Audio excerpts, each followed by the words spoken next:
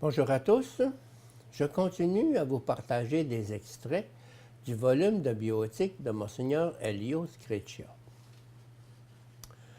Importance et délimitation du thème.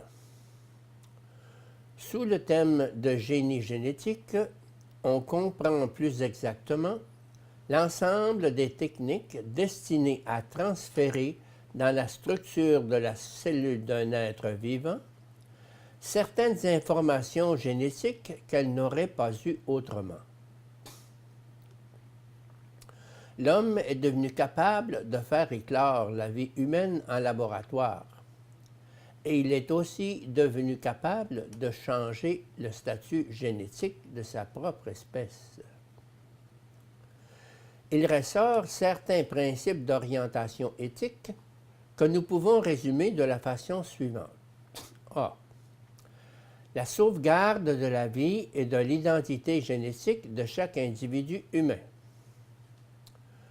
Toute intervention qui comporte la suppression de l'individualité physique d'un sujet humain, même si elle est directement voulue pour parvenir à un bénéfice pour les autres, représente une offense à la valeur fondamentale de la personne humaine, parce qu'elle prive le sujet humain de la valeur fondamentale sur laquelle reposent toutes les autres, la valeur de la vie corporelle.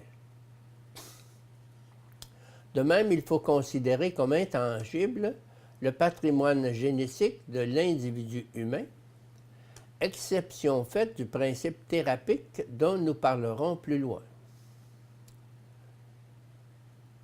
Principe thérapeutique dont nous parlerons plus loin. Le principe thérapeutique.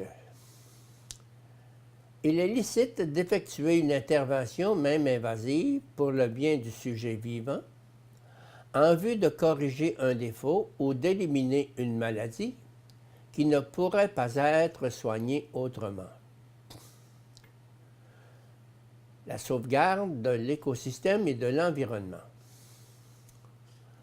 Nous proposons un personnalisme théocentrique et créationniste dans lequel l'homme est gardien, autre que bénéficiaire du créé, et en particulier des autres créatures vivantes.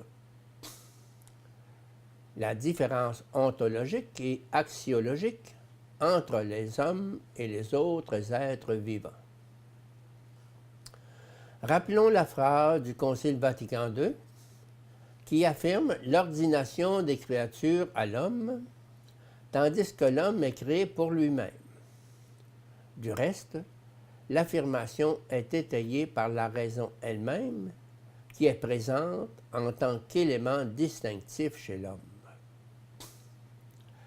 La sensation de douleur chez les animaux diffère essentiellement de celle de l'homme. L'animal souffre simplement. L'homme, lui, sait qu'il souffre et recherche une signification à sa souffrance. La compétence de la communauté. L'avenir de l'humanité requiert la participation responsable de la communauté. C'est pourquoi il faut reconnaître le principe de la liberté de la science et de la recherche, tout en respectant les exigences d'information des populations et leur co-responsabilité. Normes éthiques particulières.